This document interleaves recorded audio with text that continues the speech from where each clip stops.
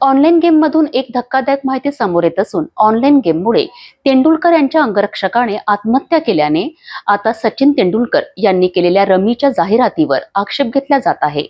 आता याच घटनेवर आमदार बच्चू कडू चांगलेच संतापले असून त्यांनी या प्रकरणाला सचिन तेंडुलकर यांना दोषी ठरविले आहेत। सचिन तेंडुलकर यांनी ऑनलाईन रमीची जाहिरात बंद करावी किंवा भारतरत्न पुरस्कार सोडावा, नाहीतर 6 किंवा 7 तारखेला सचिन तेंडुलकर यांच्या घरासमोर त्यांचा पुतळा जाळून आंदोलन करणार असा आक्रमक पवित्रा बच्चू कडू यांनी घेतला आहे। राज्यात निवडणुका हे फक्त धर्म व जातीच्या नावावर झाल्यात।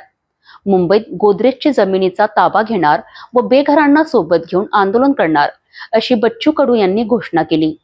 मुंबईत 25 ते 30 लाख घर बेघर आहेत, त्यांना घर नाही। मुंबईमधील 6000 एकर जमीन ताब्यात घेऊन बेघरांना घर देणार असेही बच्चू कडू यांनी स्पष्ट केलेत।